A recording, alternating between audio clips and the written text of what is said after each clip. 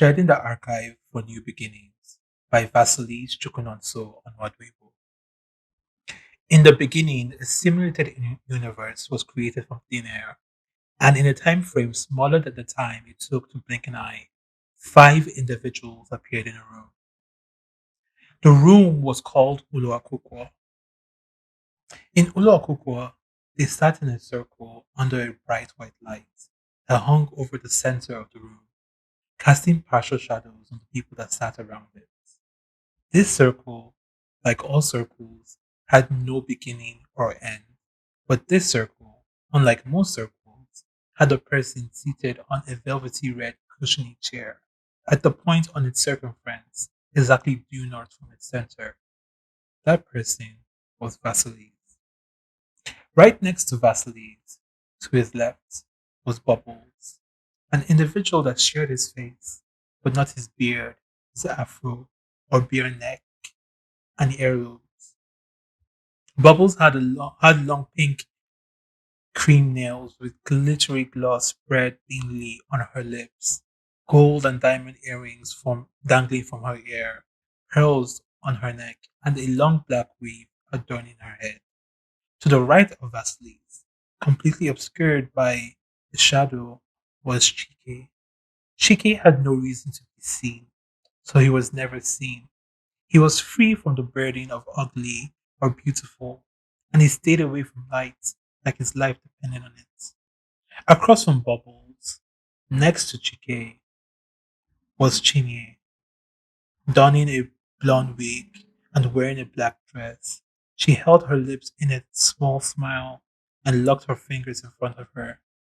To her right sat a seat for our stranger friend, a person that looks just like you, if not in physical appearance, then a novelty to Uluakukwo. Outside of the light hanging over the group, the room was dark and shapeless. They had no idea what existed beyond what their eyes could see, and they did not endeavor to find out. Clearing his throat of the cough lodged there like a squatter tenant, Vasilis said in a loud, annunciatory voice, "Good day, everyone. Welcome to Uluokokwo, House of Creative and Intellectual Exploration. We are immensely pleased to have you here." He looked around the room at his partners in existence as they nodded in response to his greeting. Looking specifically at stranger friend, Vasily said, "My dear, I know you are uncertain about what is happening in this space, but let me help you understand.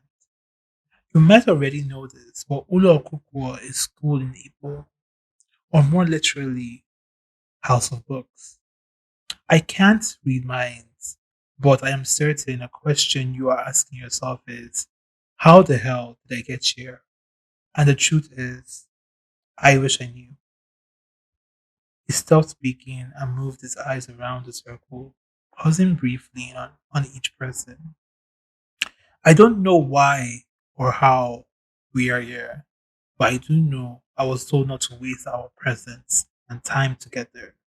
I was told to not dwell on the how and the why, but rather on the where and the what. Where are we and what are we doing?" He stood up and stepped into the light. "This is the fourth wall rendezvous, and you, stranger friend, are our special guest. The fourth wall in the fourth wall rendezvous, the one that asks questions I will never be able to hear, but the one who will find answers in this space because it was designed with your eyes and ears in mind." He started to pace within the circle as he spoke. "You see, each of us in here are both the same person and different people. Chike is our shadow, Bubbles is our mask, Vasilis is our essence, and Chinye is our sister. Stepping in front of stranger friend, you are the part of us that exists among many. The part of us that appears when they loop us in with a larger group. A friendly stranger, a friend that is still a stranger, a person that can perceive our life and our story, but is too far to actually participate. You are the link between our universe and the universe of those that watch us like ants.